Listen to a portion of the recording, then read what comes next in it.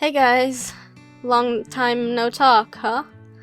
I was almost done recording this without my headphones on when I noticed that halfway through, when listening back to it, my microphone was starting to get fuzzy. I think my old Blue Yeti is up for replacement, honestly. But that's not what this video is about, so... 6 months ago, I announced that I was leaving this channel.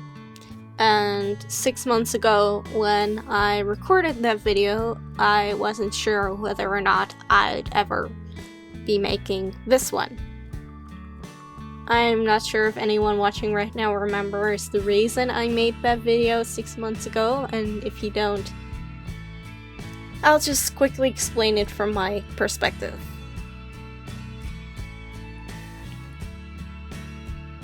So, essentially, what happened 6 months ago is I was in a very bad space mentally. And not only that, but in the October,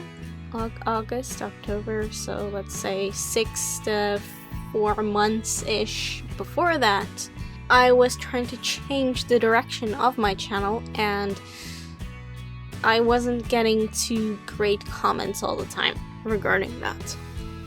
So essentially, I hit a point where push came to shove and I was done. I was just done with YouTube and I wanted to stop because I was expected, in my mind, I was expected to be doing one thing when I wanted to do another.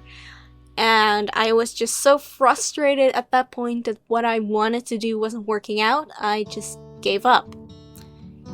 And to be honest, I was too quick to give up, but I wholeheartedly admit that I needed to give up in that moment.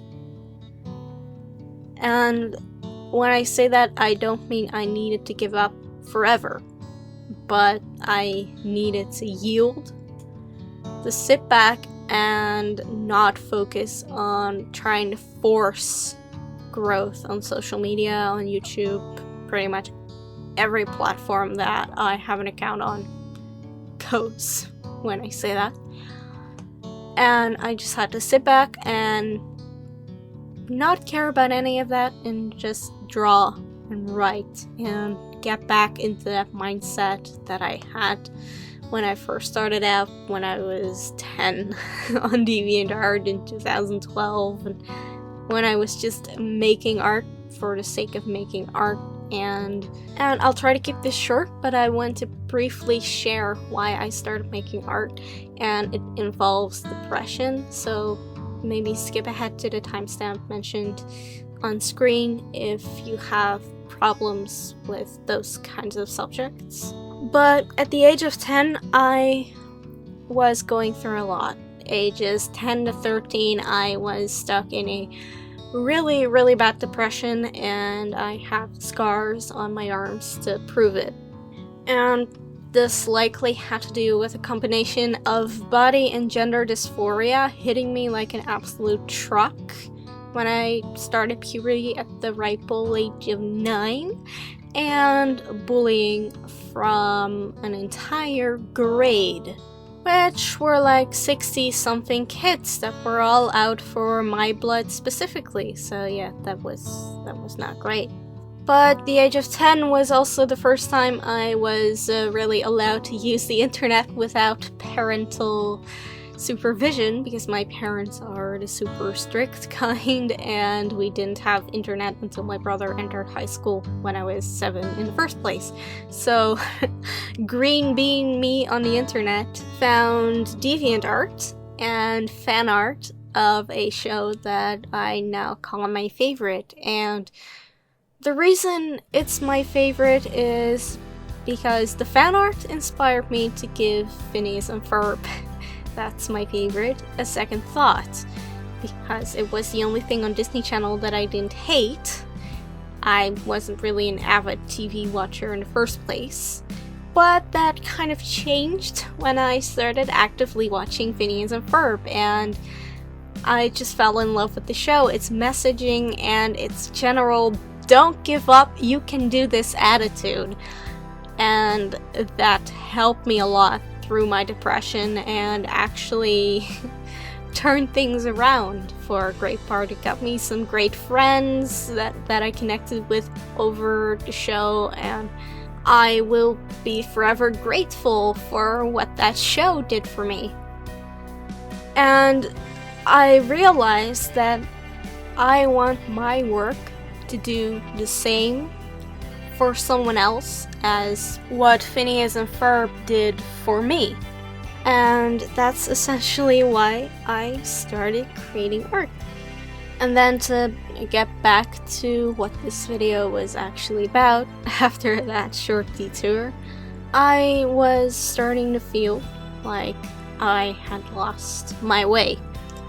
I wasn't making art for the right reasons, and it wasn't working out. And when I actually did turn back to making the art I wanted to make, and for that reason I just mentioned, people didn't like it.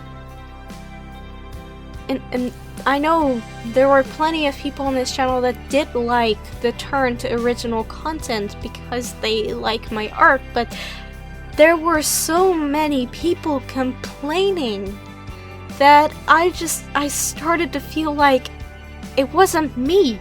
It wasn't my work they cared about. It wasn't my work they were seeing. It was the work of someone else, but like puppeteered by me. You know, it felt like it didn't matter whether it was me or random artist XX35. As long as it was X fandom, it was good, and anything other than X fandom, who gives a shit? And pretty much the fact that I have been allowing myself to get lured into this YouTuber. You're a YouTuber now. This is your career now. Without YouTube, you are never going to amount to anything, because I applied to art school again in that same period as that decision to shut down my channel was made. And in that period I heard again that the art schools didn't want me. So that kind of collided with each other, like, nobody wants you. Art schools don't think you have what it takes to become a professional artist, and the people on YouTube will forever think you're never gonna be good enough to do anything but copy other people. And that mindset became everything. And that's what made me snap and just turn around and walk away from everything. And that was the best decision I ever made, honestly. To just stop focusing on numbers, on likes, on dislikes, on comments, on anyone else's opinion but my own. That was really liberating, and it put me back into a position where I was having fun making the art I was making, and I didn't give a shit whether or not anyone else liked it. And that's why I don't regret leaving this channel, but I do regret not making this decision earlier, because I had never expected that it would give me this much peace of mind. But I will say that stepping away from social media and just doing whatever the fuck I wanted with art for a while isn't technically the only thing that has made me feel better, because in April I finally started my transition after 2 years on a waitlist, and at the end of the month, 4 days before my 20th birthday, I'll be going to the hospital to hopefully get green light for testosterone. So there's also finally a light at the end of that dark and scary tunnel. So, long story short, I took a 6-month, very, very necessary break to actually consult with not only myself, but other people, professionals in the industry as well, to take a good long hard look at my portfolio and what I actually want to achieve as an artist, and my confidence is higher than it's ever been. And to be honest, self-confidence is the biggest pitfall you'll ever encounter as an artist, because I've come to realize that as long as I don't believe in myself and I'm not confident in my own work, no one in the industry is going to do it for me. And in order for me to become a professional artist, animator, character designer, whichever route I ultimately decide to stick to, I'm going to have to be more confident in myself, and that's something I've been working on the past 6 months. And coming back to YouTube to actively post videos again is actually going to be another step in that process. Not giving a shit about the algorithm, at least not for a while, or the opinion of other people for that matter, and just creating what I want to create and what I feel is right for me at that moment. And for anyone worried that this means Swiss Spark in the Defense 5 is no longer a thing, it is certainly still a thing. But after some serious considerations and looking at my own finances, I feel like it's better to focus on completing, or at least for the majority, completing the story that is going on in the webcomic at the moment. I am working on wrapping up chapter 5 of 12 at the moment, so there's a lot left to be done there. And I feel like once I put the webcomic out there more, because the webtoon version is slowly growing and I'm excited to see that happening, eventually I'll be at a position where the Patreon that currently lies dormant will actually start growing. And who knows, maybe we'll do an ongoing GoFundMe instead of a Kickstarter, or whatever makes people feel comfortable donating.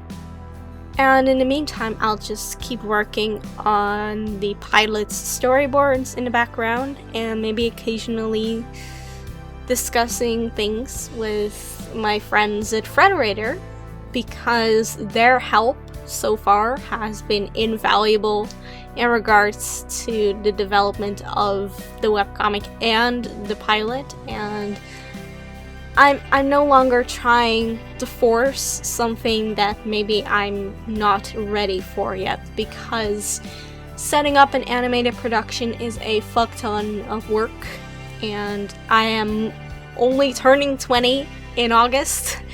So to answer the long-awaited question, yes, I am coming back to this channel.